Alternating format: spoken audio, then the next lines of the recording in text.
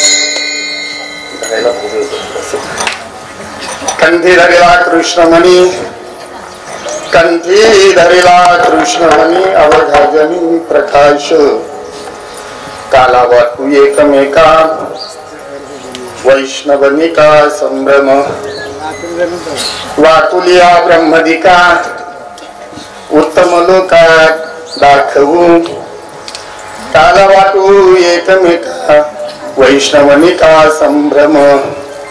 तुका म्हणे भूमंडळी, तुका म्हणे भूमंडळी, आम्ही बळी वीरगाढे काल वाटू एकमेका, वैष्णवनिका संभ्रम. प्रस्तुत प्राप्त प्रसंगी चिंतनासाठी निवडलेला अभंग जगद्गुरु संत तुकाराम महाराजांचा 4 चरणाचा आणि नामाचं महत्व सांगणारा पण काल्याचं रूपक करून असा हा अभंग चिंतनासाठी निवडलेला आहे. आज महत्व असं आहे की कालपासून म्हणजे 3 दिवस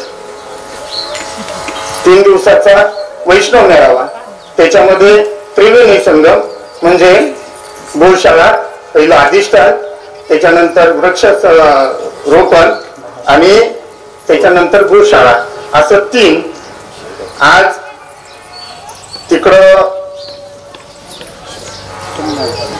तिकडचं त्यांचं निघालेत. आता आजचा शेवटचा दिवस, कालचा शेवटचा दिवस म्हणजे त्यांचा परतीचा प्रवास, पण आपला प्रवास थांबलेला. आपण अखंड त्या क्षेत्रामध्ये आणि त्यांचाही मला वाटतं 3.5 दिवसाचाच हा 3.5 काय म्हणतात त्यांचे ते कुंभमेळे आहेत आणि आपले ही 3.5 मुख्य वैष्णव मेळावे हा योग येतो जुळून. आणि आज शिवरात्रीचा पर्व काळामध्ये आपण शेवटच्या पर्वामध्ये नाही का, तर ज्यांचं अधिष्ठान आहे त्या शिवशंभूंना पहिलं वंदन करूया. ओम नमः शिवाय, ओम नमः शिवाय,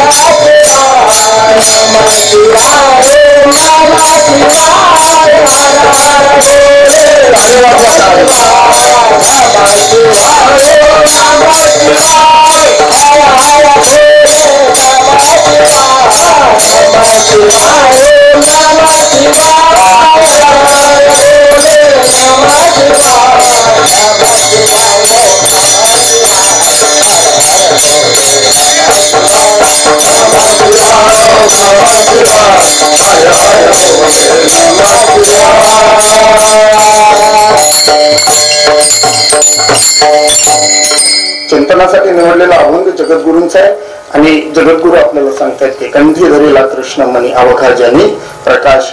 त्या कंठामध्ये एक विशिष्ट प्रकारचा त्यांनी मणी सांगितलाय आणि तो धारण केल्याच्या नंतर त्याच्या प्रकाशाने अख्खं विश्व उजळून निघते, असा हा त्याचा शब्दाचा अर्थ आहे. आणि त्या योगानं अशी एक काही भावना निर्माण होते की एकमेकाला त्याचा तो आनंद वाटण्याची किंवा काला वाटण्याची उर्मी निर्माण होते आणि तो त्या योगानं ते वाटण्याचा प्रयत्न करत असतो. आणि तो जो काला वाटणार आहे तो एक विशिष्ट अधिकारी आहे. इथं जर तसं जर पाहिलं तर कोणी काय तसं अधिकार म्हणून बसत नाही, पण तो काला वाटण्याचा एक अधिकारी असा एक साधक आहे किंवा अधिकारी व्यक्ती आहे. आणि तो एवढा अधिकार त्याला तो त्या चिंतनाने किंवा त्यांच्या संगतीनं प्राप्त होतो आणि मग त्याच्यामध्ये एवढी अशी काय एक ताकद निर्माण होते की तो इतरांना उत्तम जरी असले, त्यांच्याकडं ते आपल्याला आपल्यापेक्षा दिसणे आणि श्रेष्ठ जरी असले तरी त्यांनाही तेव्हा दाखवण्याची त्याच्यामध्ये क्षमता येते, कारण त्याच्याकडे अशी काहीतरी विशिष्ट वस्तू असते की ती अनमोल आहे आणि त्या योगानं तो दुसऱ्याला असं वाकडं दाखवू शकतो, अशी त्याच्याकडं शक्ती प्राप्त होते. आणि तेच तुकोबाराय शेवटच्या चरणामध्ये सांगतायत की बाबा वाकुली या ब्रह्मनिका वैष्णवनिका उत्तम लोक दाखवू. आणि या सगळ्या गोष्टीच तुकोबाराय शेवटी सांगतात की आम्ही म्हणताना त्यांच्याकडे एक विशिष्ट प्रकार त्यांच्यामध्ये त्याने टाकलेला आहे. तुम्ही नाही म्हटले, आम्ही म्हटल्यावर अजून कुणीतरी आहे, मी नाही म्हटलं तर अजून कुणीतरी आमच्या सोबत आहेत. आणि त्यांच्या योगानं ज्यांच्या आश्रयाला मी गेलेलो आहे त्या योगानं आम्ही या भूमंडळामध्ये एकमेव आम्हीच वीर आहोत, असं तुकोबाराय या अभंगाच्या द्वारे सांगू इच्छितात. आता हा शब्द अर्थ आहे आणि आता इथं प्रत्येक जण या अभंगामध्ये घुसलेला आहे. कीर्तन माझं संपलेलं आहे, चला जेवायला. आता प्रत्येकाचं कीर्तन चालू झालं आहे की नाही. अभंग उच्चारला प्रत्येकाचं कीर्तन चालू झालं. यांनी पांडुरंगा घेतलं नाही, अजून काही नाही, म्हणजे कीर्तन झालं नाही, तर ते कडूभाऊ घेणार आहे. पांडुरंगा करू प्रथम पांडुरंगा करू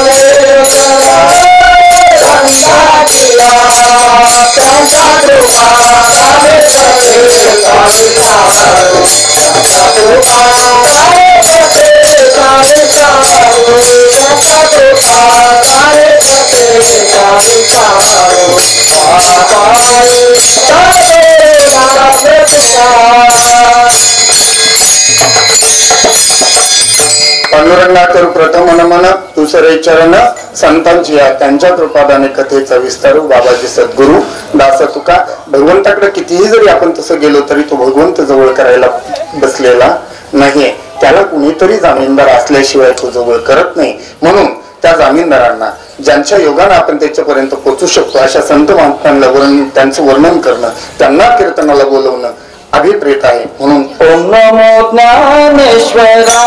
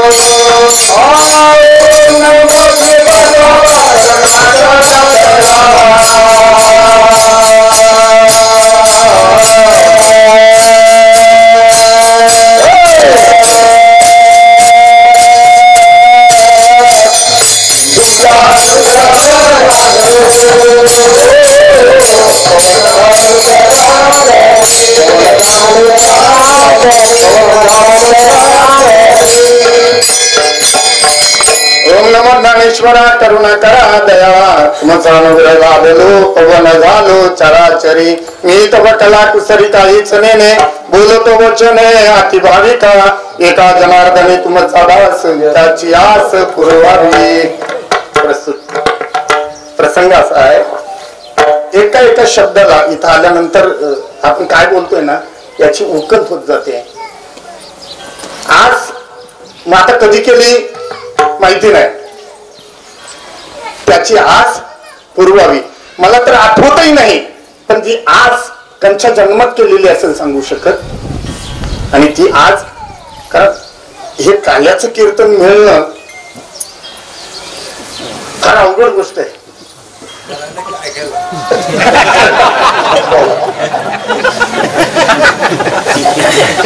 झालं की नाही, समजायला अवघड आहे, करायलाही अवघड आहे आणि ऐकायलाही अवघड आहे. कारण परंपरा अशा आहे, चरित्र ते उच्चारावे देवे केले गोकुळी. का हो, चरित्र ते उच्चारावे देवे केले आचरणात आणायचं की नाही प्रश्न मोठा. कारण जिथे आचरणाचा विषय आहे, ज्या कृष्णलीला आचरणाने योग्य आहेत आणि त्याच कृष्णलीला त्यांच्याकडे महाराज लोकांनी बाबांनी त्या दिवशी सांगितलं, कंसाच महाराज खरं बोलत नाही. कुठूनही घ्या, तो बीड वरून आणा, उस्मानाबाद वरून आणा, आळंदी वरून आणा, नाही तर कुठूनही आणा, कुठलाच महाराज खरं बोलत नाही. आणि तसंच केलंय या योगानं. काल्याचा योग असा आहे, त्या कृष्णलीला अशा आहेत की प्रत्येक कृष्णलीला ही आचरणीय आहे, आचरणच करावं अशी प्रत्येक कृष्णलीला असताना आपल्याला सांगितलंय, चरित्र ते उच्चारावे देवे केले गोकुळी. का बाबा, कारण आचरण केल्यावर त्यांना खऱ्या अधिष्ठानाची ओळख होईल, आपल्याला कोणी विचारणार नाही. आणि याच्यासाठी जर तसं जर पाहिलं तर ह्या सगळ्या फाटाफुटी केलेल्या आपला मूळ विषय आहे काय की खरंच आपण आपला विचार करायचा आहे. आज जे कार्य चालू आहे, ज्या कार्याच्या गोष्टी आपल्या कानावर येतात, आपण त्याच्याकडे लक्ष देतोय, कोण गांभीर्याने घेतोय, कोण या कानाने ऐकते त्या कानाने सोडून देतोय. पण खरंच आपण ज्या वेळेला इथे यायच्या अगोदरचा विचार करायचा की आपण इथे येण्याआधी आपल्याला आपण कोण आहे, देव कोण आहे, ईश्वर कोण आहे आणि त्या योगानं आपली भक्ती होत होती का. भगवत भाव सेतू पान नंबर 40 याच्यावर छोटासा उल्लेख आलेला आहे की आपली जी भक्ती चाललेली आहे ती देव देश धर्म याच्यासाठी चाललेली आहे की आपल्यासाठी चाललेली आहे, आपला उदो उदो करण्यासाठी चाललेली आहे की कशासाठी चाललेली आहे, याचं थोडस अवलोकन केलं पाहिजे. आपण खरंच विचार करतो का, आपण जी भक्ती करतोय ती योग्य आहे की अयोग्य आहे, आपल्याला मिळालंय ते कसं मिळालंय, आणि ह्या सगळ्या गोष्टीचा विचार व्हायला पाहिजे. आणि त्या योगानं साधू संतांनी असं काही इथं मेक मारून ठेवलेली आहे की प्रत्येक क्षण ईश्वराच्या संगतीमध्ये जावा आणि त्याच्यासाठी प्रत्येक साधकाची आवर्जून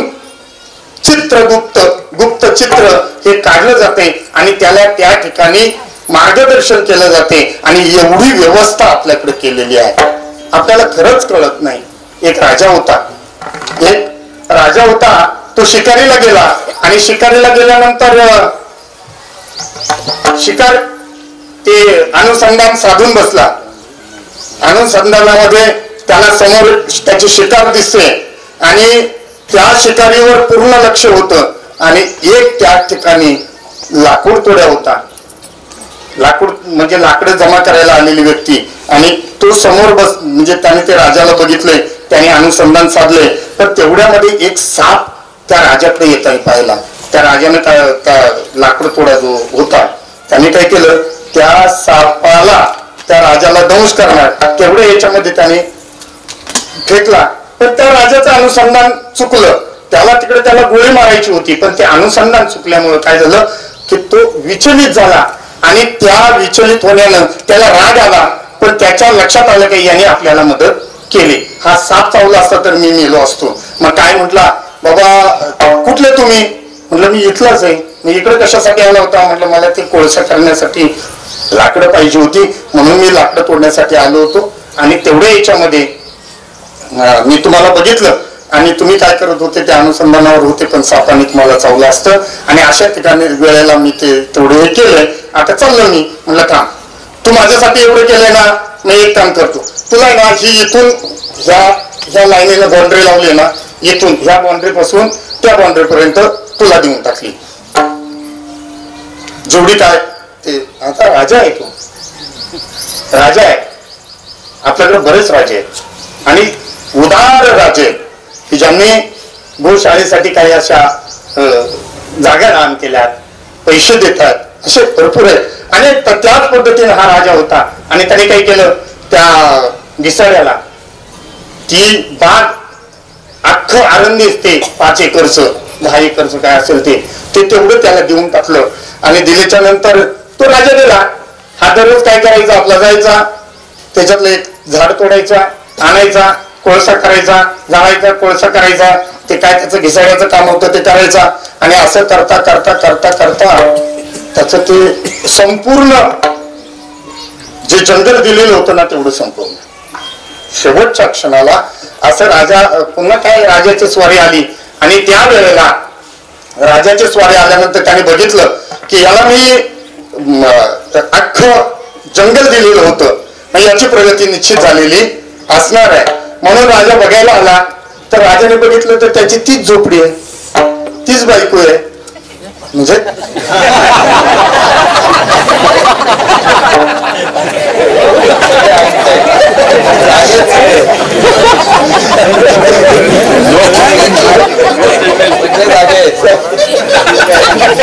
त्याला काहीच बोलायचं नव्हतं.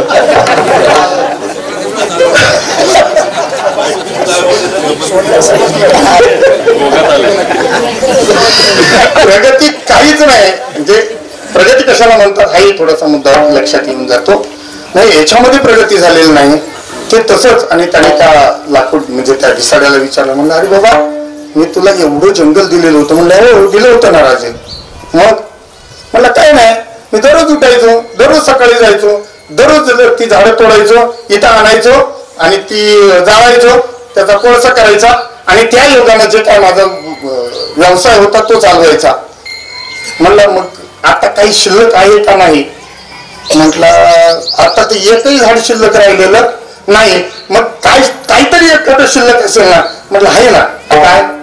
म्हटलं मी ज्या कुऱ्हाडीनं ती झाडं तोडत होतो त्या कुऱ्हाडीचा दांडा शिल्लक आहे. म्हटलं जा मी घेऊन ये. तो घेऊन आला. काय? तो घेऊन आला आणि त्या राजाला दाखवला. आता एक काम कर, तूच इथं आटपाडीला जवळ हे आहे बाजार आहे, त्या बाजारपेठेमध्ये घेऊन जा आणि तो विकायचंय म्हणून फक्त सांग. तिथं आहे चांगले मर्म जाणणारी व्यक्ती आहेत तिथं, तू जा त्यांच्याकडे आणि त्यांना तू विचार की आता ह्या कुऱ्हाडीच्या दांड्याचा मला किती पैसे मिळतील. मग त्या ठिकाणी एक व्यापारी होता आणि त्याने सांगितलं की बाबा ह्या कुऱ्हाडीच्या दांड्याची किती किती किंमत येईल. तू सांगशील ती किंमत द्यायला तयार आहे. तू सांगशील ती किंमत त्या कुऱ्हाडीच्या दांड्याची द्यायला तयार आहे. हा अर्धा गार पडला. 10 एकरचं काय 15 एकरचं जंगल अख्खं जाळलंय. अख्खं जंगल जाळलंय आणि ह्या कुऱ्हाडीच्या दांड्याचं जर मी मागेल तेवढी जर किंमत मिळते तर याच्यापेक्षा एक चांगला त्याच्याकडे जावं. तो म्हणला तू म्हणलाय ना त्याच्यापेक्षा, त्याने सांगितलंय ना त्याच्यापेक्षा डबल देतो. तू मागशील 1 लाख रुपये, मी तुला 2 लाख देतो, पण ते तेवढी वस्तू मला दे. त्याने ती वस्तू आणि ते बाजार हे सोडलं, ती वस्तू घेतली आणि सरळ त्या राजापाशी आला. म्हणला हे काय होतं एवढं मला सांगा, हे काय होतं एवढं मला सांगा. मी बाजारामध्ये आता त्याची चौकशी केली तर त्या दांड्याची किंमत अनमोल आहे आणि ते काय आहे हे मला सांगा. त्यावेळेला त्या राजाने सांगितलं, भल्या माणसा, ही चंदनाची बाग मी तुझ्या नावावर केलेली होती. कशाची? चंदनाची बाग मी तुझ्या नावावर केली होती, पण ती तुला कळली नाही आणि म्हणून तू त्याचा काय केला? कोळसा केला. देवे देह दिला भजना गोमटा. पण काय केलं? काय वादा झाली त्याला कळलं नाही, त्याने समजून घेतलं नाही. आणि आपण भाग्याचे बाबा म्हणायचे, तुम्ही जर हा विषय समजून घेतलाय तर तुम्ही भाग्याचे आहे. का बाबा? तर तुम्हाला हा विषय कळलाय आणि त्याप्रमाणे तुमचं प्रयोजन नियोजन चालू आहे आणि तुम्ही त्या दिशेनं निघालेले आहे. आपला देह वाया गेलेला नाही. आता आपण तरणा भाग्यवंत नपेतो कीर्तनी, आपल्याकडे अजून काय 50 वर्षाचं 100 वर्षाचं आयुष्य होतं, पण त्याच्यामध्ये आपलं भाग्य आहे की आपल्याला लवकर मिळाले. काहींचं संपून गेले, त्या कुऱ्हाडीच्या दांड्या इतकं राहिलंय. पण असे काही महात्मे इथे येतात आणि ते त्याचं महत्व समजून देतात. अशा पद्धतीचं खरं जर पाहिलं तर आपल्याला कळलं पाहिजे आपल्याला हा देह कशासाठी मिळालाय. हा देह कळला. देह कळल्याच्या नंतर तो कशासाठी मिळालाय आणि त्याने काय साध्य करायचं हेही आपल्याला कळलं पाहिजे. नाहीतर मिळतोय पण कळत नाही, कळला तर वळत नाही. अशा गोष्टीमध्ये आपण फसण्याची शक्यता आहे. काय होतंय की मुखी ब्रह्मनाम हाती ते सात्विक कर्म, पण विनियोगाविन विफल होत आहे. मुळामध्ये आपल्याकडे ते म्हणजे आहे ना, पण त्याचा विनियोग कसं काय आहे? म्हणजे एक वासना जी अशी आहे की त्या शेवटच्या क्षणामध्ये कधी घालाघालीन सांगता येत नाही. त्या भरत राजाची शेवटी ती वासना कुठे गेली? अतिशय शुद्ध सात्विक संपूर्ण राज्य सोडून तो वनामध्ये गेलेला होता. कशासाठी? त्याच्या प्राप्तीसाठी. शेवटचा क्षण, शेवटचा दिवस आणि शेवटचं ती काही इच्छा होती की मला त्या सच्चिदानंद पदाला पोहोचायचे, मला त्या महात्म्यांपर्यंत पोहोचायचे. त्याच्यासाठी तो वनामध्ये गेला होता. पण वासनेनं घाला घातला आणि त्याला कुठं आणलं? त्या हरणीच्या गर्भाला आणलं. म्हणून बरं हे कशामुळे झालं? त्याच्याकडे नाम आहे, त्याला तो विनियोग काय सांगितलंय, पण योग्य मार्गदर्शन नसल्यामुळं शेवटच्या क्षणापर्यंत मार्गदर्शनाची गरज आहे. नाम मिळू शकतं, नाम मिळणार नाही अशी गोष्ट नाही, पण त्याचा विनियोग म्हणजे काय आहे? नाम जे आहे ते मिळाल्यानंतर त्याची किंमत कळली पाहिजे, त्याचा विस्तार कळला पाहिजे आणि ते विस्तार करणारे तेच असतात बरं, दुसरं कोणी नसतंय. त्या नामाच्या बाबतीमध्ये आपण संभ्रमित होतोय. काय होतं? मला नाम मिळालंय, मला प्रबोध झालाय आणि आता मला काहीही करायची गरज राहिलेली नाही. त्याच्यामुळं मुळामध्ये आपली अशी अवस्था झाली, मला नाम मिळालंय, मला प्रबोध पण मिळालाय, पण आता माझं सगळं झालं आणि खरंच तिथून बॅक होतो माणूस, माघारी जातो. ते माघारी न जाण्यासाठी आपल्याला आपल्या साधू संतांनी रीत घालून दिलेली आहे. रीत काय आहे? रीत काय आहे? कांद्यातलं बी काढण्याची रीत आहे. कांद्यातून बी काढायची रीत आहे की नाही? शेतकरी आहेत सगळे, सगळ्यांना माहितीये. काय करायचं? कांदा घ्यायचा, कापायचा, सोलायचा आणि मग तुझ्या भाऊ कांद्यातलं बी. असं आहे का? मला एकाने सांगितलं, अतिशय जुना जाणता शेतकरी आहे आणि त्यांनी सांगितलं, भाऊ तुम्हाला कांद्यातलं बी काढायचंय, मला माहितीये, चला मी दाखवतो. मला असं वाटलं की मला खरंच दाखवतील, पण त्यांनी काय केलं? सांगितलं कांद्यातलं बी काढायचं कसं. मग ते बसले असे आणि मग त्यांनी सांगितलं, तुम्ही असं करा, एक कांदा घ्या, मोठा बघून घ्या असा, आणि तो आडवा चेरा आणि तो जमिनीत लावा आणि मग त्याच्यातून त्याला थोडं पाणी घाला, त्याच्यानंतर मग तो उगवेल, त्याला घोट्या येईल, त्याच्यावर एक फुल येईल आणि मग त्याला कांद्यातलं बी मिळेल. आणि त्याच्यावर विश्वास ठेवला आणि घरी गेलो, ऐकलं, सगळं व्यवस्थित ऐकलं होतं, सगळं व्यवस्थित बघितलं होतं. म्हणजे कांदा घ्यायचा, मोठा बघून घ्यायचा, तो आडवा चिरायचा आणि मग जमिनीत लावायचा.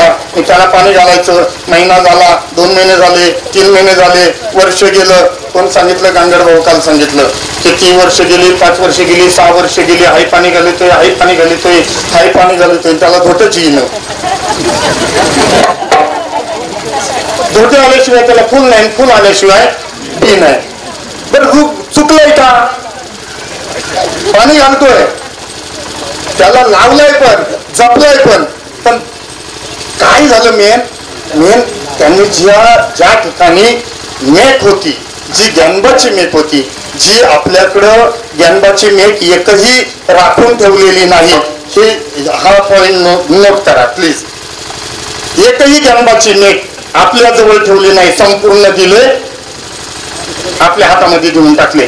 तसं त्यांनी मात्र मेट ठेवली. कारण मला विचारलं, देव माने निवृत्ती निर्गुणा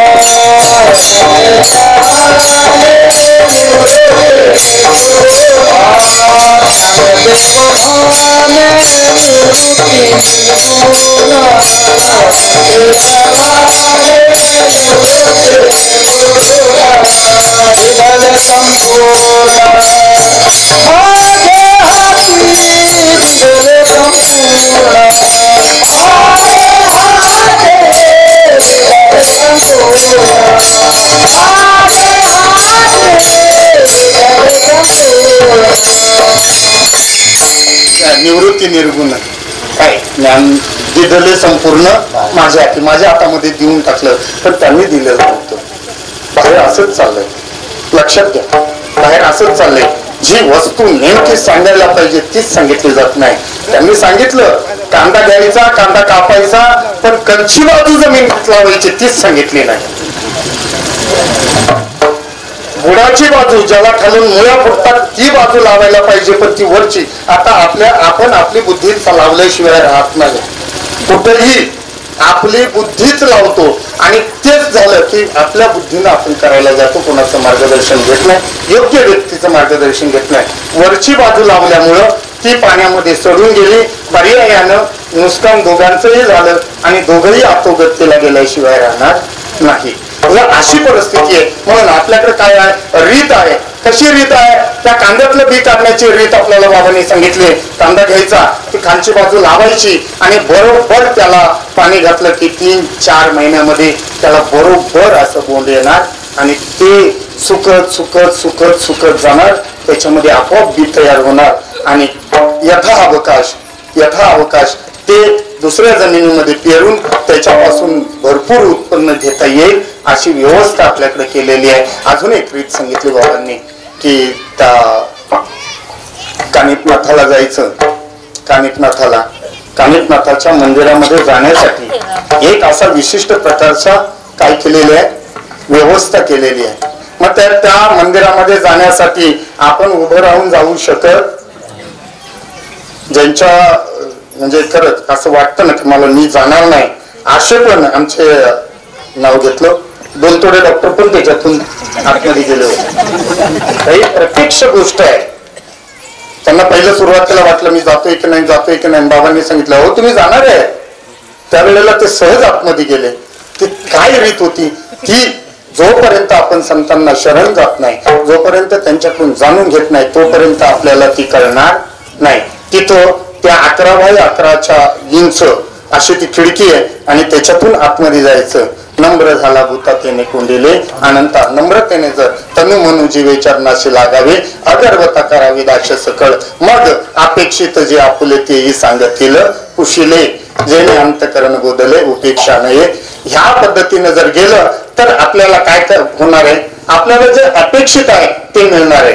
तसं जर पाहिलं तर नाम मिळणं ही गोष्ट जशी देह मिळणं एवढी दुर्लभ आहे. नाम मिळत नाही. सहजासहजी अनादिकालचं परब्रह्म तत्व मिळत नाही. त्याच्यासाठी खूप वर्ष तपश्चर्या केली. नारद महर्षींनी तपश्चर्या केली आणि सर्व साधू संतांनी तपश्चर्या करून साधू संत एकांती बैसले. ते सर्व शास्त्र धुंडाळलेले आणि शोधून काढले ते हे हरीचे नाम. मग त्याची ती घेण्याची रीत कशी आहे आणि ती सांगण्यासाठी तुकोबराय आपल्या आजच्या अभंगाचं प्रयोजन करतायत. ते अभंगाचं पहिलं चरण. कंठी धरला कृष्ण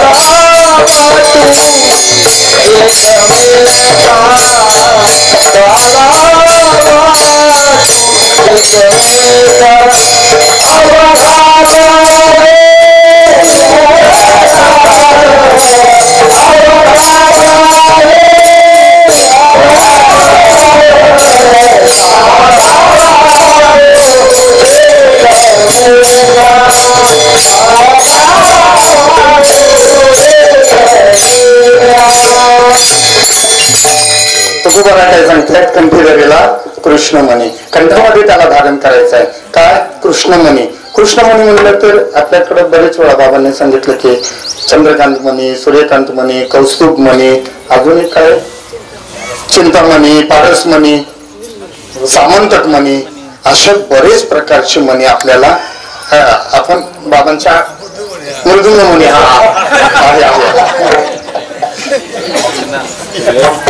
पण हे जे जेवढे मणी आहे मृदुंग मण्या सकट जेवढे मणी आहे हा कृष्ण मणी सोडून ते स्वयंप्रकाशित नाहीत.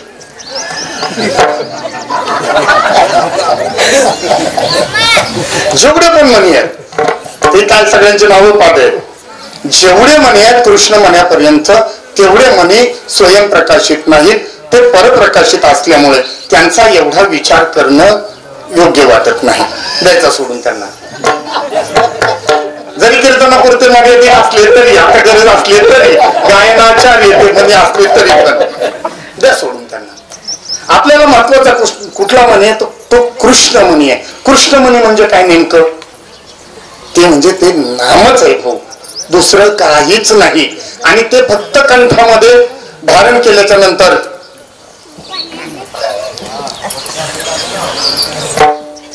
त्याच्यातून ओम असा ध्वनी अनाहत नाद हा प्रगट होत असतो. कशाच्या योगानं? तो कृष्णमणी कंठामध्ये धारण केल्यावर. मग ज्याने कंठामध्ये धारण केलेला नाही त्याच्यातून तो अनाहत नाद निघत नाही. त्याच्यातून कोहम कोहमच निघणार.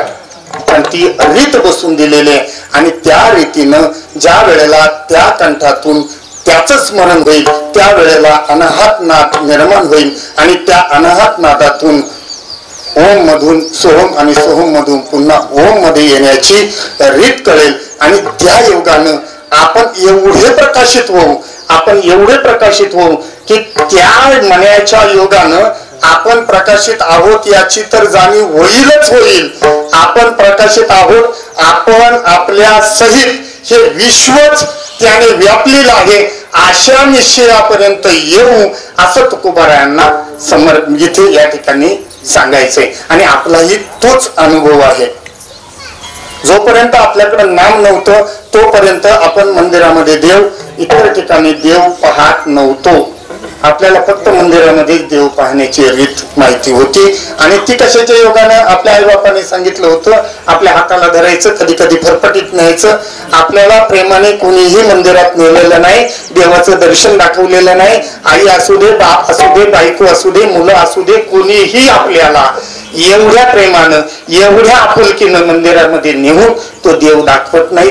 आणि ते मात्र कुणी केलेलं आहे? संतांनी केलेलं आहे. आपल्याला आपला निज देव दाखवलेला आहे, ज्याच्या योगानं आपल्याला सर्व सुखाची प्राप्ती होणार आहे. असा तो देव, असे ते कृष्णमणी आपल्या अंतकरणामध्ये कंठामध्ये धारण केलेला आहे. आणि त्या योगानं आपण जेथे जातो तेथे तू माझा संगाती, जे ऐकायला येते, जे ऐकायला येत नाही, जे दिसतंय, जे दिसत नाही, हे आज सगळीकडे तो ओतपोट भरलेला आहे. आणि ह्या अनुभवावर आपल्याला आनंद ठेवलेला आहे. आणि तो जो आनंद आहे तो जरी कितीही आवडीची असली, कितीही प्रीतीची असली, कितीही कशीही जरी असली, तरीही तिला सांगितलं नाही.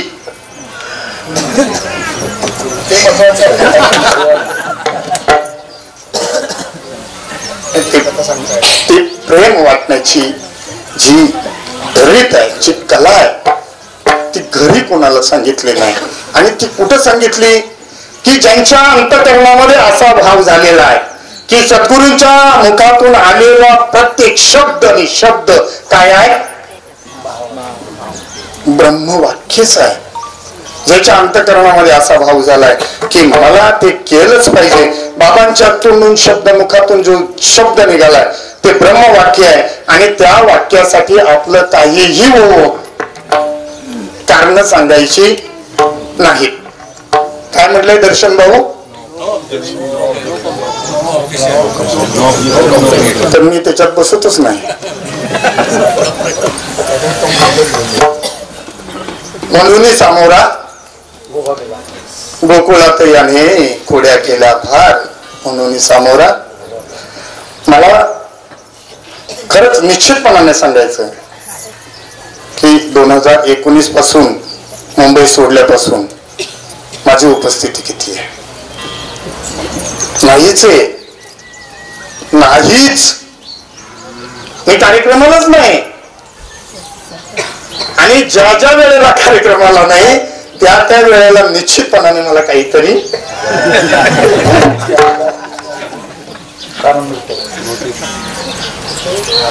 होते.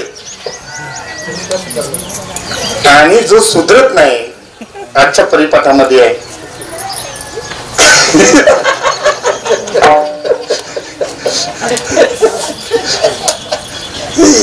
लई अवघड आहे.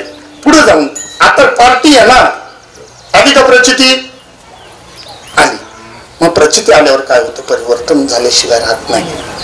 काय सांगत होतो की त्या महात्म्याने असं करून ठेवलेलं आहे की प्रत्येकाच्या अंतकरणामध्ये आता तो प्रेम वाटण्याची भावना निर्माण झाली. आणि तो काय करतोय? जो मगाशी विश्वात्मकेश्वराच्या समोर बसल्यानंतर तिथं एक मुंग्यांचं येणं जाणं बघितलं. छोटे छोटे मुंग्या, बेंगडे साहेब आले होते तेव्हा तिथे. त्या छोटे छोटे मुंग्या काय करायच्या? त्या कपाटाच्या तिथून निघायच्या, अशा माझ्या पुढून अशा त्या शिवलिंगाला ओळसा घालून त्या पलीकडे जायच्या. आणि तिथं काहीतरी होतं ते खायच्या आणि त्याच्यातल्या त्या परत माघारी यायच्या. पण असं होत होतं तिथं की त्या काही इकडनं येत आहेत तर काही इकडनं येत आहेत. मग त्या एकमेकाच्या तिथं अशा अशा करायच्या, अशा अशा काहीतरी करायच्या. आता त्यांची भाषा मी काय तो मेलावंती वाचला नाही, म्हणून त्या काय बोलत आहेत हे काही मला कळलेलं नाही अजून. ते काय बोलत आहेत आपल्याला हे आपल्याला अजून काही कळलेलं नाही. आपण काय आहेत, कसेच आहेत.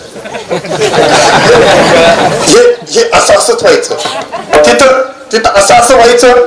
आणि त्या एकमेकाशी काहीतरी सांगायच्या. मग त्या काय करायच्या? त्या त्यांच्या रस्त्याने जायच्या, ह्या तिकडे जायच्या. पण त्यांचाही वेग तसाच होता. त्या तृप्त होऊन जाताना त्याच वेगात जात होत्या. अतृप्त होत्या ना, त्या दिशेनेही तशाच पळत होत्या. आणि त्या तिथं जायच्या, ते खायच्या. ते खाल्ल्यानंतर एकमेकाला त्या सांगत येत सांगत येत सांगत असं करत करत करत त्या मुंग्या एकमेकाला सांगत होत्या. काय सांगत असतील हो?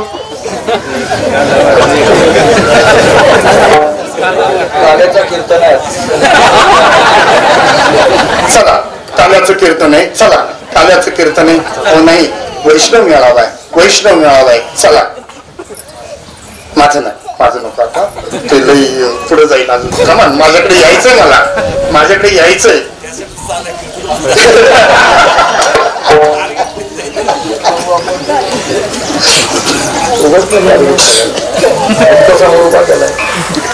काय केलंय तर सांगत एकमेकाला सांगतात, त्या गोष्टी सांगतात आणि ही रीत आपल्याला घालून दिली.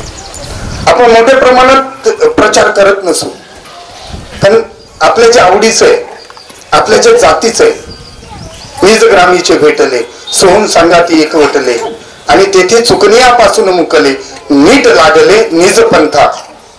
काय ते भेटल्याच्या नंतर ते एकमेकाला सांगते, हे बघ तुझ्यापासून चुकलाय ना, ती गोष्ट मला माहिती आणि तू माझ्यासोबतच, मी तुला ती वस्तू सांगतो, त्या मार्गाने तू बरोबर जा. मग तुला काय मिळेल, तिथं गेल्यानंतर तो आनंद प्राप्त होईल आणि तो आनंद घेतल्यानंतर तूही आनंदी होशील आणि तू आपण दुसऱ्यालाही आनंद वाटवू शकतो. अशा पद्धतीचं नियोजन तिथं लावलेलं आहे. कुठं? मासाळवाडीमध्ये. म्हणजे मागच्या कीर्तनामध्ये सांगितलं काय, मागे जे कीर्तन झालं आता पुण्यतिथीला, त्या पुण्यतिथीच्या कीर्तनामध्ये सांगितलं, ज्याला वाटतंय ना त्याने याल तरी यावे लागे अवघे माझ्या मागे मागे. कसे या? सांगत या. मेसेज येतात ना आपल्याला, सांगत या. तुमच्या जवळच्या माणसाला सांगितलंय का, त्याला ते कळवलंय का, त्याच्या विषयात तुम्हाला अशी आपुलकीनं त्याच्याशी विचारपूस करा, त्याला सांगा आणि याल तरी यावे लागे अवघे माझ्या मागे मागे. आजी देतो पोट भरी पुरे म्हणाल का हो आजी का नाही, क्षणाचा भरवसा कोण काळ येईल कैसा, याच्यावर कधी घाला पडेल सांगता येत नाही. आणि मग त्या रीतीने गेल्यानंतर प्रत्येकाच्या मनामध्ये उर्मी निर्माण होते की हे जे मला मिळाले, हे जे बाबांचं मिळालेलं आहे हे अनादिकालचं आहे आणि ते जसंच्या तसं आहे, त्याच्यामध्ये भेसळ केलेली नाही. आणि म्हणून मला काय करायचे, ती एकमेकाला वाटायचंय, ते काला म्हणून वाटायचंय. आणि त्याच्यासाठी अभंगाच्या दुसऱ्या चरणामध्ये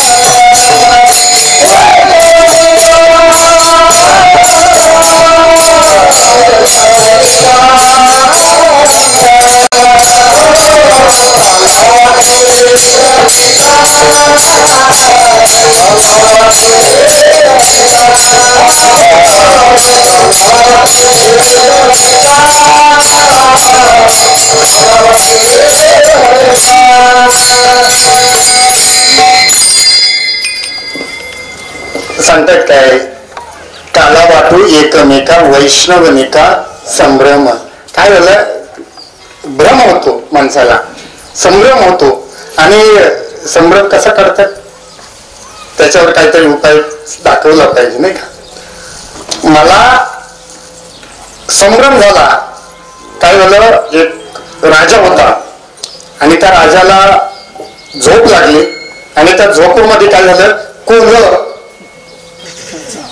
त्याला चावलं.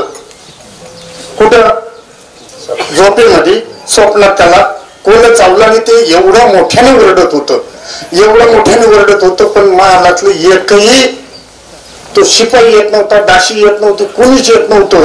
एवढं मोठ्याने ओरडत होतं, वाचवा मला, मी मरतोच आता, जगतच नाही, एवढं धावा.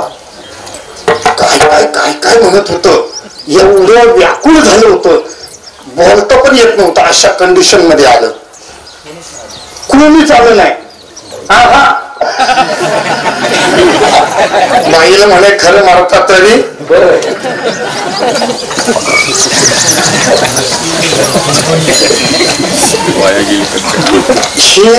ह्या अवस्थेपर्यंत गेला तो राजा.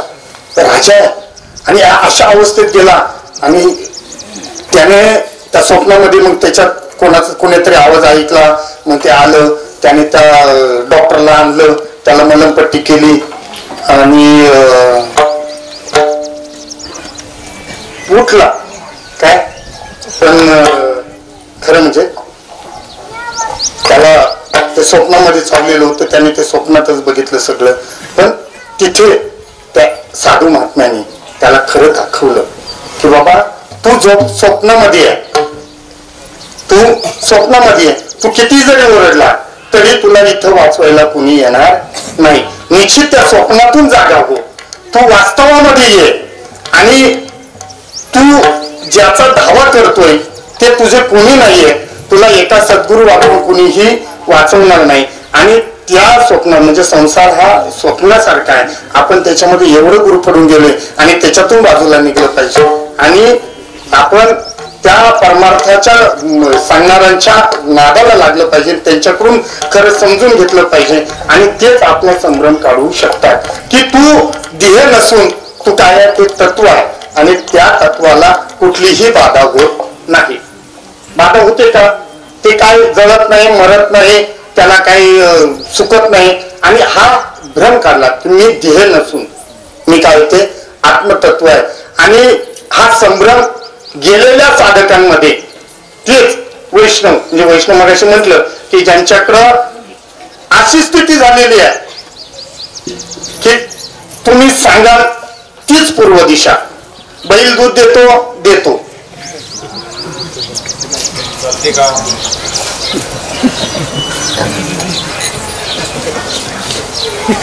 म्हणजे ते जे सांगतील ना तेच अंतिम सत्य. म्हणजे भले ते सत्य जरी नसलं, ते सत्य जरी नसलं तरीही त्याला काळजी पडते त्यांनी सत्य म्हटलंय म्हणून.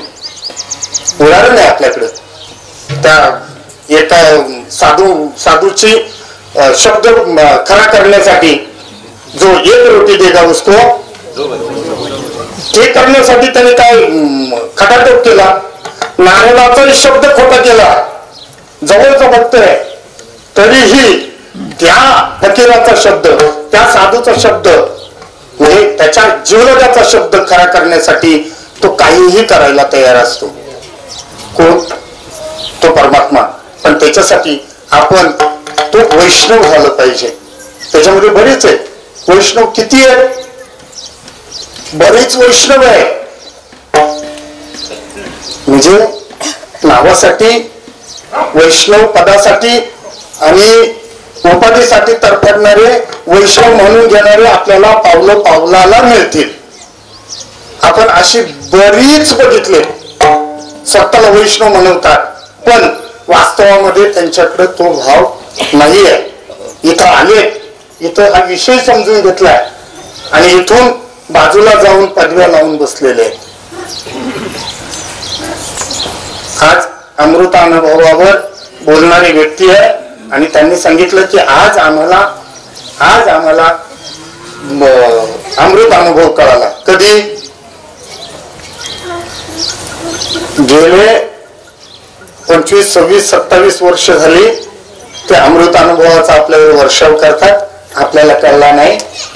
आणि त्यांनी काही क्षणामध्ये आपल्यावर अशी काही मोहिनी टाकली हो की आपल्याला तो कळला. अमृत अनुभव कळणं एवढं सोपं आहे. आणि ज्याला अमृत अनुभव कळला तो असा करत नाही. ज्याच्याकडं करोडो रुपयाची एखादी अनमोल वस्तू आहे तो असं उदाहरण करेल का? असं कोणाला तरी देऊन टाकेल का? तो त्याची जपणूक करतो. तो हे असे जे काय निज भक्त येतील त्यांना तो विषय देतात आणि जो त्यांच्या संग्रहाला येईल, त्यांच्या आश्रयाला येईल, त्यांना ते देऊन मुक्त करतात. अशा पद्धतीचा तो असताना आपण मात्र कुठेतरी जायचं, कोणाचं तरी ऐकायचं आणि आपण त्या जंजाळामध्ये फसायचं. तर तसं नाही. तर म्हणजे साधकातला वैष्णव साधक आणि त्याच्यातला संभ्रम काढून त्याला वाटण्याचा अधिकारी बनवायचं. आणि निश्चितपणानं वैष्णव असा असायला पाहिजे की त्याची सर्व माया ही सद्गुरूवर देवावर असली पाहिजे. त्यांचं कुठलंही कार्य असू द्या. मला काय होतं माहितीये का, आपल्याला एखादी व्यक्ती जर बोलली आपल्याला राग येतो. कशासाठी बोलते हा थोडासा विचार केला पाहिजे. मला मोठे भाऊ खूप बोलले बरं का. मोठे भाऊ मला तुम्ही बोलले, मी आता बाबांकडे सांगतो. मला बोलले एवढं बोलले मला एवढं अंतकरणाला लागलं, खूप लागलं. असं अंतकरणामध्ये लागल्यावर मला असं वाटलं मी तो सगळ्यात जुना आहे, सिनियर आहे. आता काय ते आमचा बिलस्कर भाऊ, त्यांच्यानंतर माझाच नंबर लागतो. माझ्यापेक्षा सिनियर आहेत ना. मला बोललो तुमच्याकडून मला ही अपेक्षा नव्हती. मोठे भाऊ म्हणतात, नाव घेऊन सांगते याच्यासाठी, तर काही लोकांना बोलल्यानंतर असं काय वाटतं मला काही कळत नाही. म्हणजे जे मला वाटलंय ना ते मी तुम्हाला सांगतो. असं वाटलं ना यांनी मला बोलायचं कारणच काय, मी आहे का नाही, मी सिनियर आहे. मी म्हणजे अशा बऱ्याच गोष्टी आहेत की मी आता बोलू शकत नाही.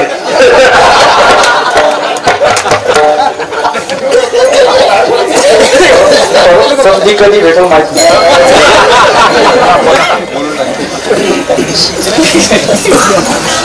बाबांच्या सोबत फिरलो, मी बाबांच्या संगतीत राहिलो, तरी पण मला बोलवत.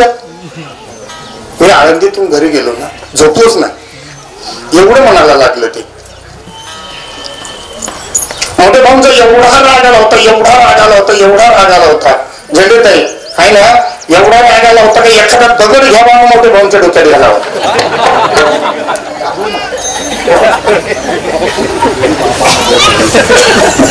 होते का असं? बरेच लोकांना होते असं माझ्यासारखं.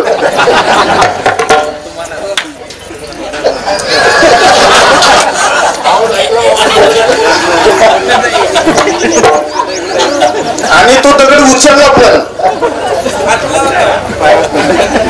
आणि तो दगड घालायला जायचंच नाही, पायावर पडला हो.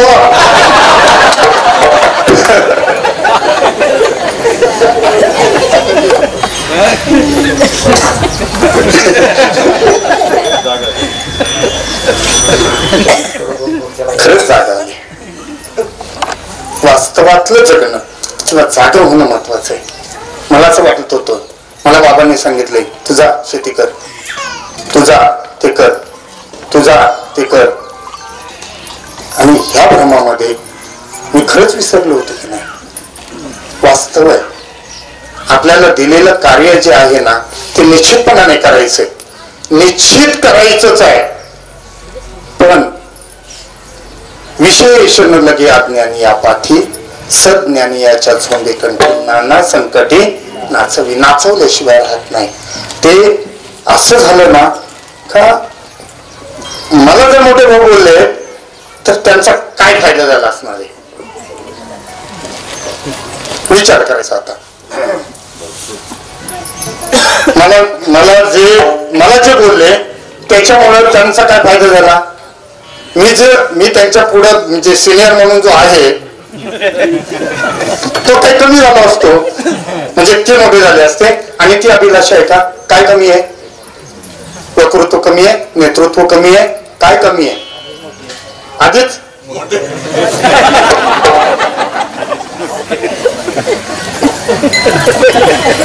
वास्तवामध्ये मी नसल्यामुळं यांचं काय नुकसान होत होतं. उलट फायदाच होत होता. आज काढायचं कर्ज त्यांचंच असतं.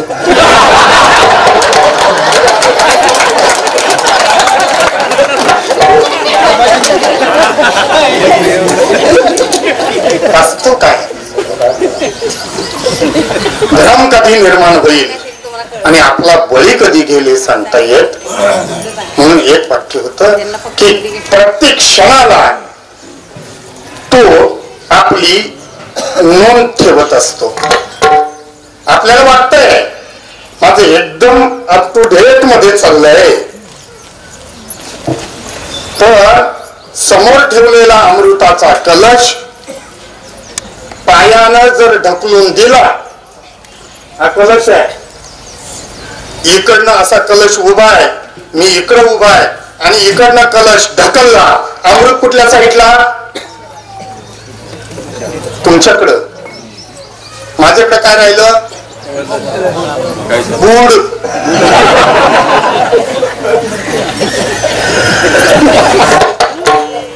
आणि ती गुड चाटून तृप्त होणार आहे. अमृत त्या बुडाकडे येतच नाही माय बाप. अमृत कुठे जाते. पुढे जाते. आपण पुश करतोय इकडनं आणि त्या अमृताच्या कथा सांगतोय आणि आपण आपल्याला लई कळलं असं सांगतोय आणि चाटीतोय काय.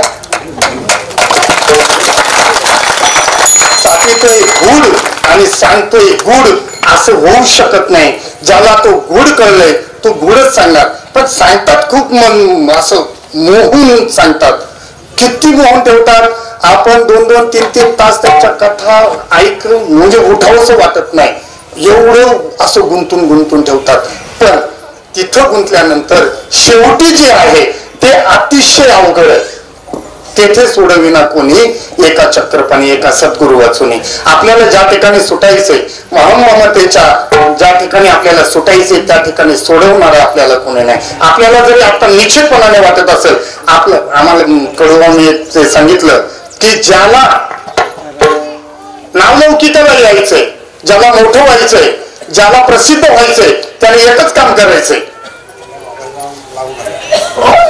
इकडे यायचं नाही. प्रसिद्धी खूप आहे, लौकिक खूप आहे, पैसा खूप आहे. तुम्हाला ओळखणारे युट्यूबवर एवढे फॉलोअर्स मिळतील की त्यांचं गणित नाही आणि त्याच्याने काय पैसे काय मिळत त्याची काय माहिती नाही मला. त्याचं ते जाऊ द्या.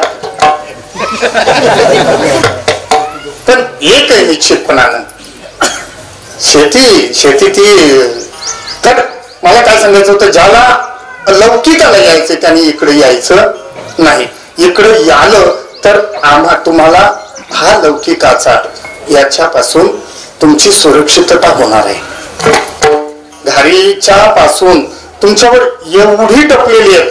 कारण काय असतं माहितीये का, त्यांच्या आपण एका घासाची पण नाही. पण कवळे कुसकुशीत अगदी रूपवान गुणवान आणि असं संपूर्ण सर्वांगाने परिपूर्ण केलेलं तुम्ही असल्यामुळं तुम्ही ज्या वेळेला त्यांच्या त्या पायामध्ये सापडणार आहेत, त्यांच्या त्या शिकारीमध्ये ज्या वेळेला सापडणार आहेत त्या वेळेला तुमचे सगळे गुण त्यांना जाणार आहेत आणि तुम्ही मोकळे होणार आहे. निश्चितपणाने असं होते. म्हणून तुमच्यावर टपलेले आपल्यावर जे टपलेले ते एवढ्यासाठी की तुमच्याकडे सगळं आहे काही नाहीये जे महाभारतामध्ये नाही, ते अख्ख्या जगात नाही, आणि जे भगवत भावामध्ये नाही ते तर कुठंच मिळायचं नाही. आपल्याला जेवढं मिळालेलं आहे ते अनमोल मिळालेलं आहे, तर त्याचं काय केलं आपल्यालाच कळत नाही.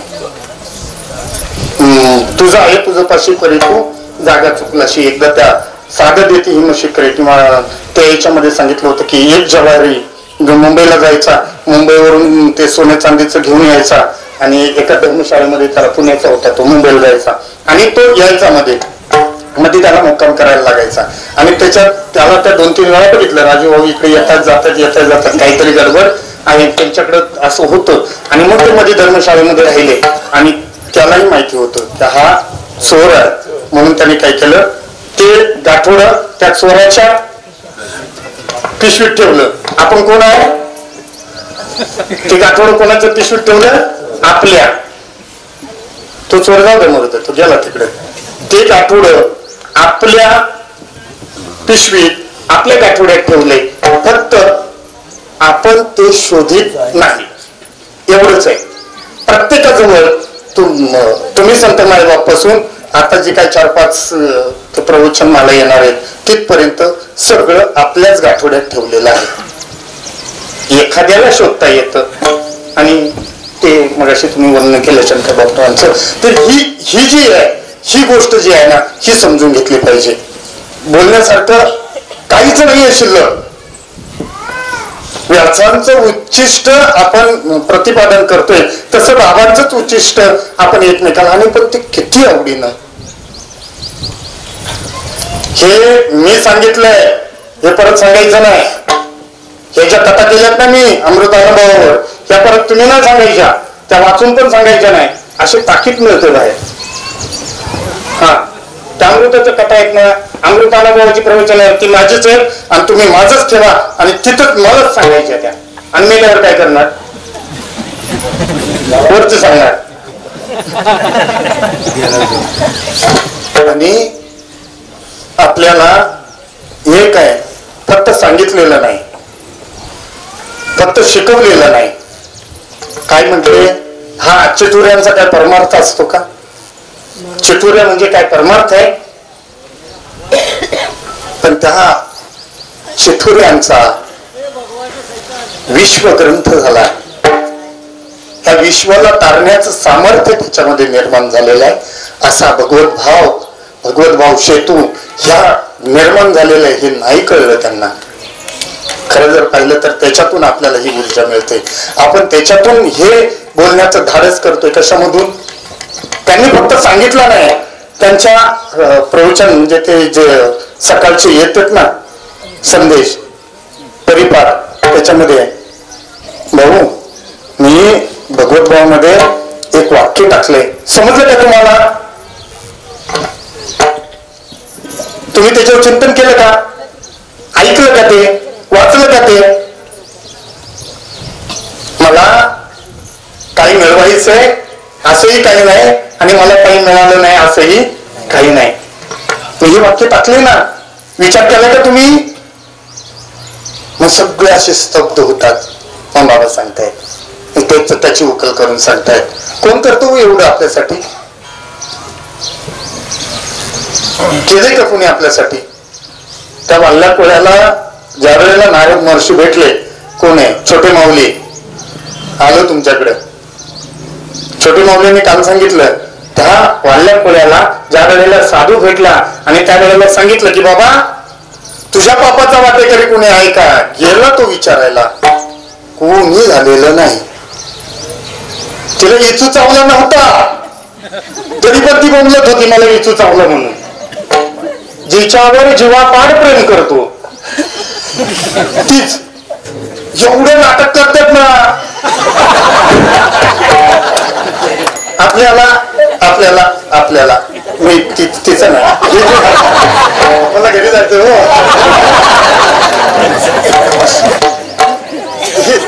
ही जी आहे ना, ही जी आहे ना, हिला घेऊन आलोय मी. खरं हिला घेऊन आलोय. ही एवढी नाटक करते, माझं कीर्तन नसेल तरी यायला नाहीच बोलते. मग त्यावेळेला माझं कारण आहे का नाही बाबा, नाही ना घरी कोण नाही, गायींच्या धारा काढायला कोण नाही, मशीनला कोणी आवडणार नाही. मला त्या भगवत भावातला एक सिद्धांत खूप म्हणजे असा भावला पहिलाच. म्हणून जाणार त्याने गुरु पाहिजे, त्याने कृत्य कार्य व्हायचे. जैसे मुळ सिंचने सहज शाखा पल्लव संतोषती. त्याच्यामध्ये शेवटी त्या साधकाला त्या शेवटी ती काय होता देवीचं नाव, देवीचे नाव लक्षात राहत नाही. मला एक अवधसा प्रसन्न झाली. इकडे बाबांनी दुर्दशा सांगितली. त्या सुज्ञ साधकाने तिला ओळखली आणि तिच्याकडून त्याला जो अपेक्षित होता तो वर घेतला, मुक्त झाला, तो श्रीमंत झाला आणि तो मला झाली अवधसा प्रसन्न.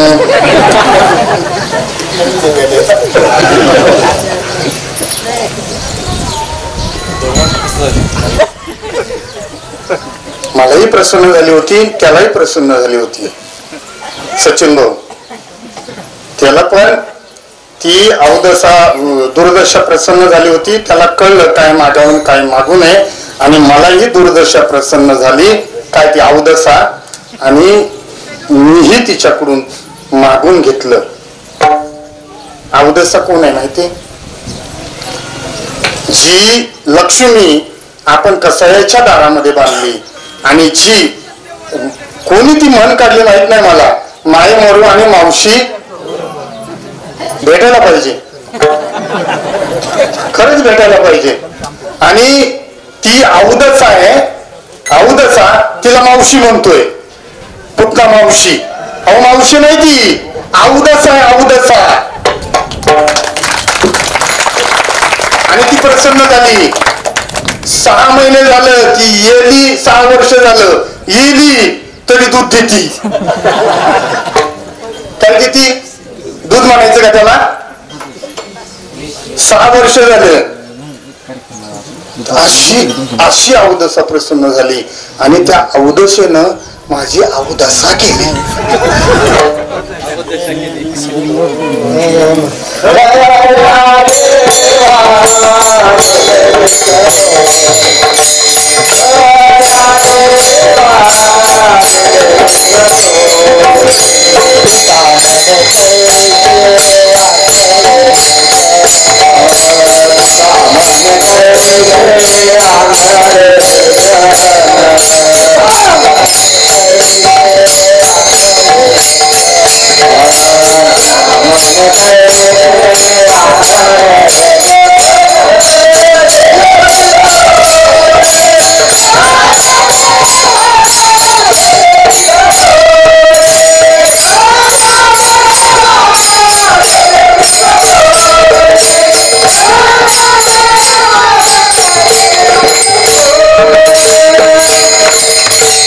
आणि निश्चितपणाने त्या वेळेला त्या महात्म्याने बोध केला. कधी? ज्या वेळेला अवदसा प्रसन्न झालेली होती, आणि त्या अवदसेच्या नादामध्ये मी गुरफटून गेलो होतो. आणि त्या वेळेला मोठे भाऊंनी अगदी, मोठे भाऊ सांगत नाही, तो कधीच कोणाला काय बोलत नाही. त्यांच्याकडे संदेश येईपर्यंत त्यांना ते त्या बाबांशी कनेक्ट झाल्याशिवाय कोणाला काही सांगत नाही. ते काय उगाच सांगायला तयार नाही. ते गोशाळा काढा, काही नाहीये त्यांचा फायदा नाही आहे काही, पण ते महात्म्यांचं नियोजन आहे. आणि त्या प्रयोजनाला ते साक्ष होऊन त्या कार्यामध्ये हिरिरीनं भाग घेत आहेत. कशासाठी? रांगडे साहेब असतील, शंकर डॉक्टर असतील, ही मंडळी कशासाठी त्याच्यामध्ये तरफडतात? कारण त्यांनी त्याच्यातलं मर्म जाणलेलं आहे. ते खरं दैवत कोण आहे? आता हे दैवत आहे प्रतीक, तिथं अधिष्ठान मान्यच आहे, पण खरी दैवत काय आहे की ज्याच्या योगानं आपण श्वास घेऊ शकतो, ते वृक्ष आणि त्याचं संगोपन करणारी गोमाता. आणि तीच जर नाही कळली तर, आज गोमाता घरी आहे पण तिची अडचण नाहीये, अवदशेची अडचण होती. तिला 3 टाइम दूध काढायला लागते तिथं, मग तिथं गुंतूनच आहे. तिला 3 टाइम धुवायची, तिची एवढी सेवा करायची, आणि शेवटी काय देणार ती? मला काय म्हणायचं होतं की ऐक नाही, आपल्याकडे बऱ्याच लोकांकडे ऐक नाही. मला असं मला कळलं, मला बाबांनी सांगितलं की तुला काय करायचे, शेती करायची. पण त्या शेतीमध्ये बरं का बाबा, त्या शेतीमध्ये परवडत नाही. का तर ती एवढी जीर्ण झाली, एवढी म्हातारी झाली, एवढी आजारी पडले की तिला आता हॉस्पिटलमध्ये नेऊन ऍडमिट केल्याशिवाय डॉक्टर मंडळी पर्याय नाही. आयसीयू मध्ये टाकण्याच्या लेवलची झालेली जमीन आहे. काय करायचं तिला, भूमाता अशी एवढी आजारी पडले आणि काहीच द्यायच्या, म्हणजे तिची द्यायची खूप इच्छा आहे पण एवढी जीर्ण झाले की ती काही देऊ शकत नाही. आणि अशा वेळेला आपल्याला आदेश मिळाले. आज एवढा खटाटोप करायला लागतो. शेती करता करता करता करता तिला सदृढ करण्यासाठी गोमातेची खरंच गरज होती. आणि तिला काय देत होतो ते दुर्गती. तिथं तिला 3 टाइम जरी तिच्यावर पाणी मारलं धुतलं तरी वास यायचा. एवढ्या गोचड्या पत होते तिला, एवढ्या ती गोचडी एवढ्या की असं असं खत करायचं खाली. अहो तसंच आहे ती. मूळ जे आहे ती गोमाता संगोपन करणं, तिच्या सानिध्यात येणं आणि तिला खरं ओळखणं. मला एक व्हॉट्सअपवर मेसेज मी वाचला, म्हणजे ते ऐकलं, ऑडिओ आहे. हॅलो, फोन वृद्धाश्रमामध्ये लागलाय का? हो बोला ना सर, काय मी तुमची सेवा करू? तुमच्या वृद्धाश्रमामध्ये काय काय व्यवस्था आहे? म्हणजे सर्व व्यवस्था आहे. तुम्हाला जे हवं, तुमच्या घरात जी व्यवस्था आहे तीच आमच्याकडं तीच व्यवस्था आहे. म्हणजे बाथरूमला जाण्यासाठी संडास बाथरूम वगैरे त्या सगळ्या सुविधा आहेत. आणि आम्ही जेवण पण खूप छान देतो. नाही पण तुमचं असं पॅकेज किंवा तुम्हाला पैसे किती नाही म्हणे, आम्ही ते मोफत करतो. वृद्धाश्रमवाले सांगतायत. का हो, का तुम्हाला काय काय करायचं होतं नेमकं, ही माहिती मिळवते तुम्ही कशासाठी? म्हणजे मला आईला वृद्धाश्रमामध्ये ठेवायची. काय करायची? वृद्धाश्रमामध्ये मला आईला ठेवायची आहे. मग तुम्ही मला त्या सगळ्या सुविधा देणार का? म्हटलं हो, आम्ही तुम्हाला त्या सगळ्या सुविधा देऊ, पण निश्चितपणाने तुम्ही किती भाऊ आहेत? म्हणलं मी एकुलता एक आहे. मग तुमच्यासाठी काय आईनं काही केलं नाही का? सगळं केलं म्हणला. त्या पुण्यामध्ये एक घर आहे, तिकडं गावाकडे जमीन आहे, हे सगळं आहे आणि ते सगळं माझ्या नावावर प्रॉपर्टी आहे. पण मला काय करायचं, आईला वृद्धाश्रमामध्ये टाकायचे. त्या वृद्धाश्रमावाल्याने त्याला समजून सांगण्याचा प्रयत्न केला पण त्याचं काही डोळं उघडत नाही. ही अवस्था कशामुळे झाली हो आपली? पूर्वीची जर कुटुंब पद्धती बघितली तर निश्चितपणाने 10-10, 12-12 कुटुंब एकत्रित राहत होती. 5 भाऊ 5 बहिणी, ते आई वडील, असं पूर्वी खूप हे होतं आणि ते एकत्रित राहायचे. याला कारण काय होतं? एकच कारण होतं आणि ती म्हणजे गोमाता. ती वासरावर प्रेम करते. कोणाच्या? त्या गायीच्या वासरावर प्रेम करते. मग आपली पण आपल्यावर करते की. त्याचा फायदा होतो का? पण गोमातेचं तसं नाही. जो तिच्या सानिध्यात जाईल, जो जाणार नाही त्याच्यावर पण प्रेम करते. तो का माने वच्च धेनु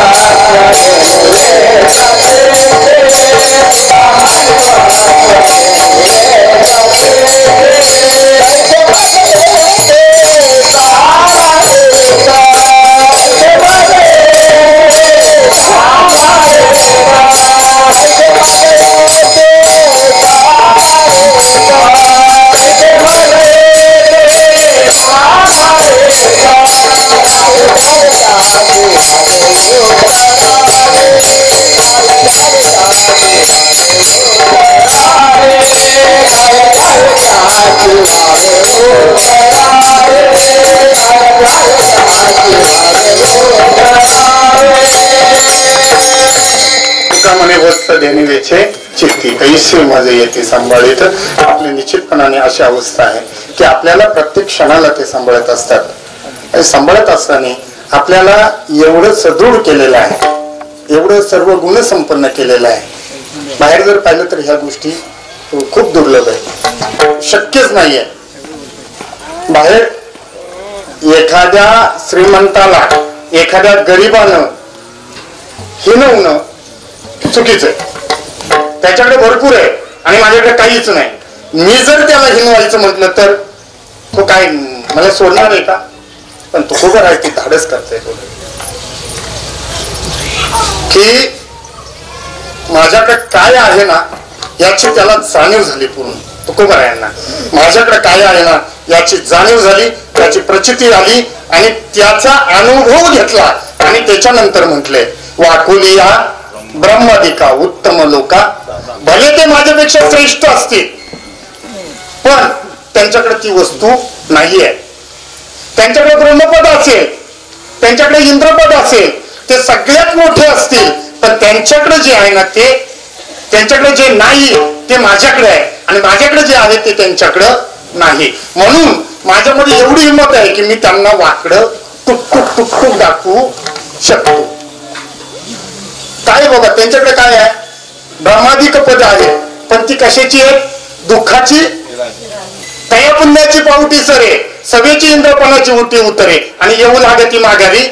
एकदा पुण्य संपलं की आपल्याला लगेच त्या राणी आहे तसं त्या बऱ्याच लगेच सोडून देणार. पण इथं तसं नाही, इकडं तसं नाही. शेवटच्या क्षणापर्यंत तुम्हाला तिथं घेऊन जाण्याचा शब्द आपल्या पाठीशी आहे. तुम्ही नरकात जरी गेले तरी तुम्ही काय होणार आहे? ते आनंदित होणार आहे. आणि म्हणून सांगतायत की आमच्याकडे काय आहे? आता आमच्याकडे ते नाम आहे आणि त्या नामाच्या योगानं आम्ही एवढे बळीवंत झालो की ब्रह्मादिकांनाही आम्ही काय करायला लावू? टुक टुक टुक टुक असं करायला लावू. ब्रह्मादिका वाकुलिया ब्रह्मादिका वाकुलिया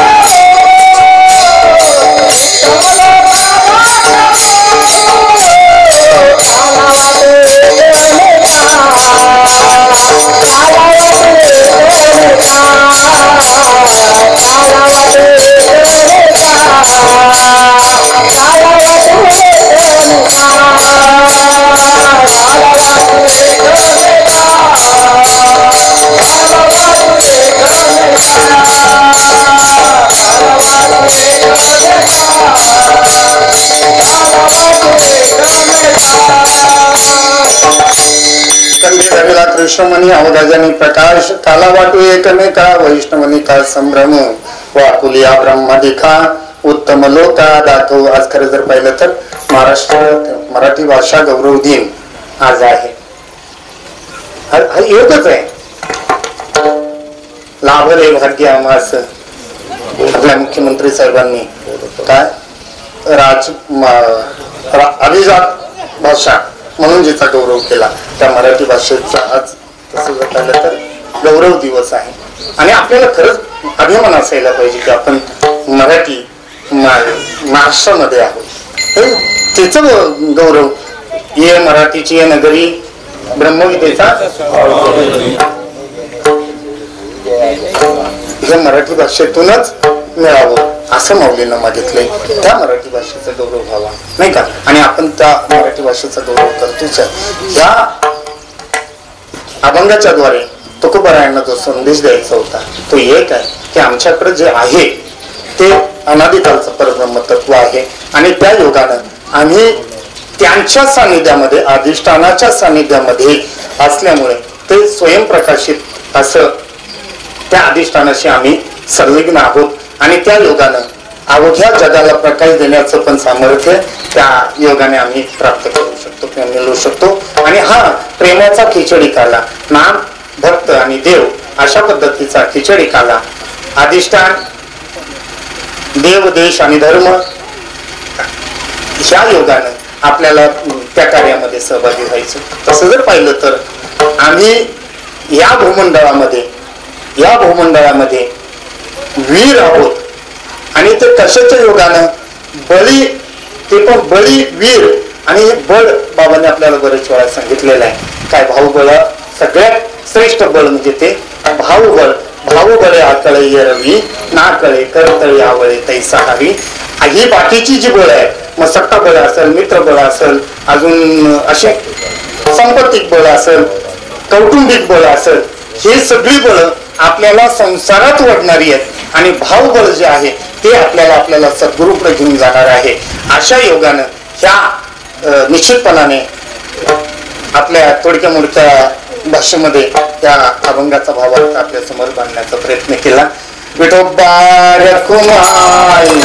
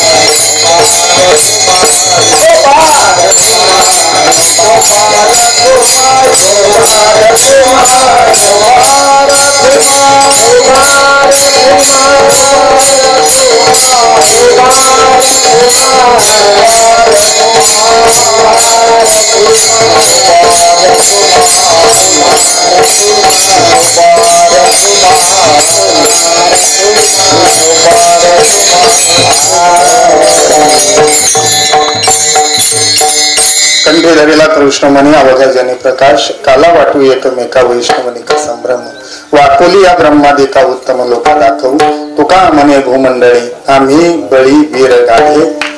आम्ही बळी कसे आहोत तर आम्हाला भावाचं बळ याची महती कळली, आणि ते भाव बळ आम्ही आकळण्याचा प्रयत्न केला.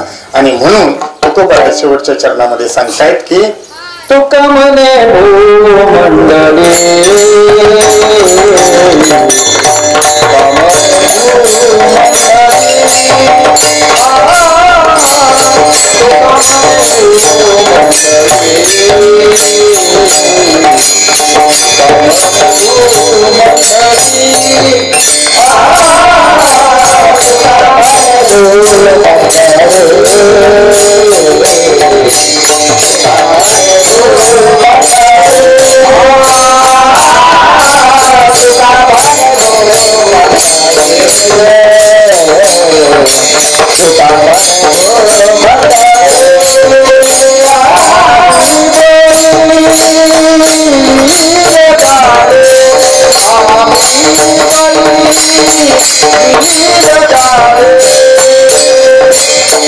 Bye.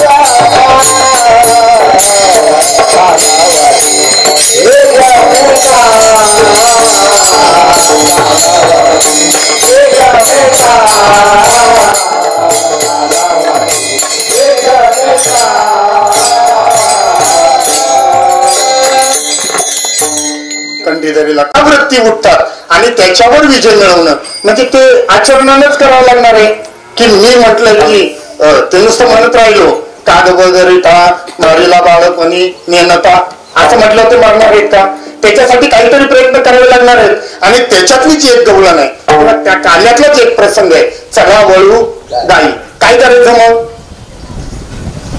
गोकुळातल्या जर फक्त त्या कथाच जर वर्णन करायच्या असत्या तर तुकोबारायांनी हा अभंग लिहिला असता का मग चला वळू काय सांगितलंय शब्द अर्थच बघा आपण आता सगळेजण चला त्या वृंदामध्ये जाऊ आणि तिथे ज्या काय गाया आहेत गाया म्हणलं की गोना आणि इंद्रिय त्या इंद्रियांचं काय करायचंय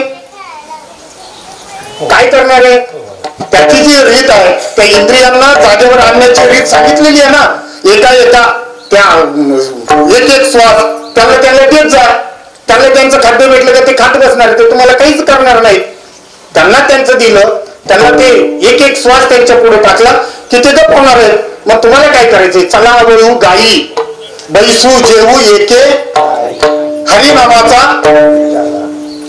पुढे खायचा हे करायला सांगितले आणि मग मी फक्त वर्णन करतो आता बाहेर गेल्यानंतर तुम्हाला जिलेबी ते रबडी जिलेबी अजून काय काय आहे हे सगळं उपलब्ध आहे वर्णन केलं पोट भरलं चला घरी जाऊ आता प्रत्येकाची अपेक्षा वाढली की कमी झाली बाहेर काय काय हे सांगितल्यावर काय झालं आणि इथं आता पोट भरणार आहे का काहीच नाही रिकामच आहे म्हणून त्या लीलांकडे आचरणाच्या पद्धतीनं पाहिलं तर मग मात्र आनंद आहे आणि ते जे आचरण आहे ते आपल्याकडे आता या ठिकाणी दुसऱ्या गोशाळेच्या निमित्तानं उभं राहिलेलं आहे चला वळू गाई आता ते आचरणानं आपल्याला ते करायचंय आणि निश्चितपणाने प्रत्येकाच्या घरची अवदसा जाणार आहे आणि त्या ठिकाणी लक्ष्मी येणार आहे या कालेच्या योगानं आपण एक संकल्प करूया मला असं वाटतं की माझ्या पोरांनी चांगलं खावं आणि म्हणून मी काय करतो एका गुंठ्यामध्ये सेंद्रिय शेती करतो आणि 10 एकर मध्ये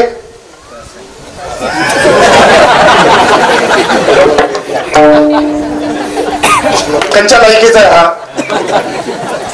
त्याला काय म्हणावं माझ्या पोरांनी गावठी गाईचं दूध प्यावं तूप प्यावं आणि लोकांच्या लेकरांनी जी 6 महिने तिचा आणि त्याचा काही संबंधच नाही, तिचं झडझडून वाईला निघ ये भक्तीची वाटेला काही नाही करणं आपल्याला. त्या खऱ्या लीला समजून घ्यायच्या. आपलं हित कशात आहे आणि ते हित जर नाही कळलं तर अधोगती आहे आणि निश्चित आपल्याला अधोगतीला जायचं नाही. पुन्हा पुन्हा मी पुन्हा येईल, मी पुन्हा येईल.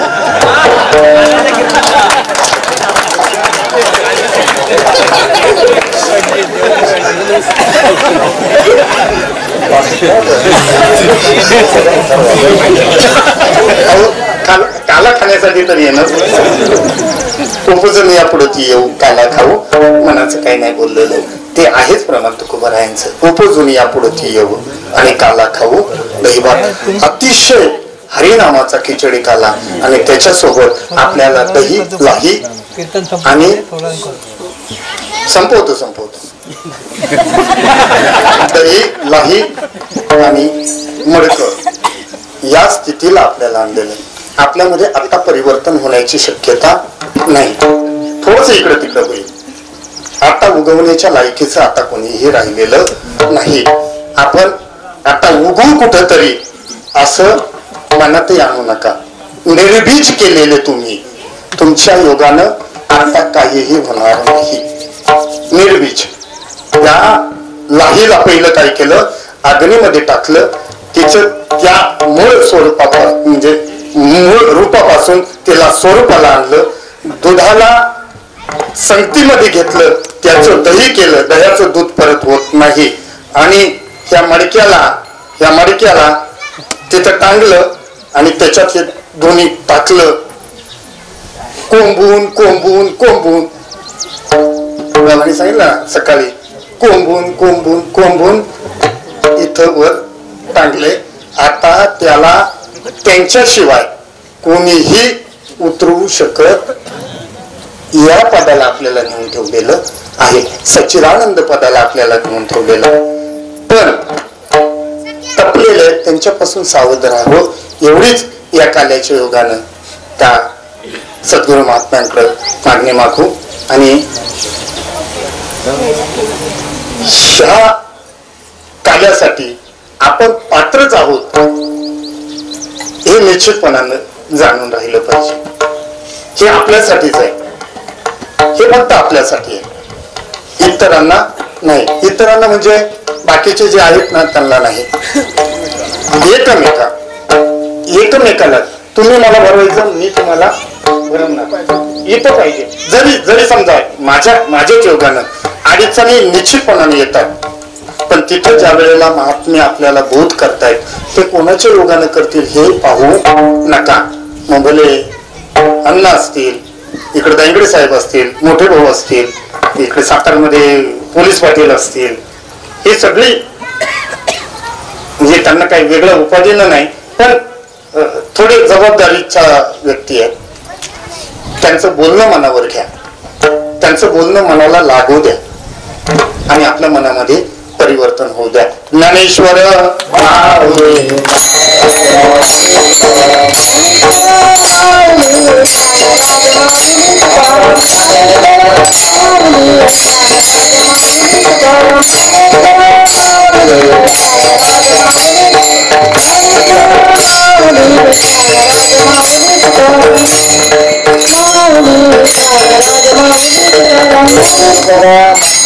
जय विशाल जय जय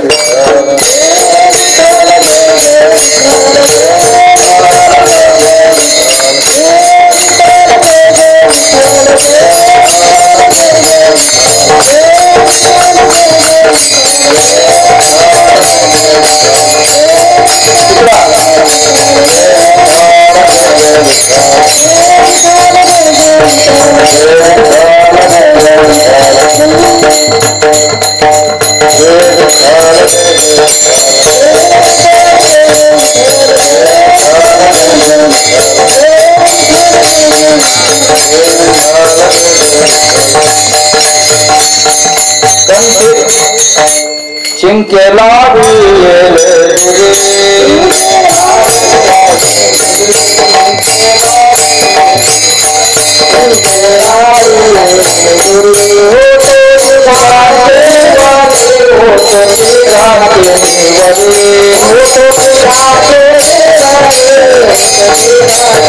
तिघे फक्त तिघे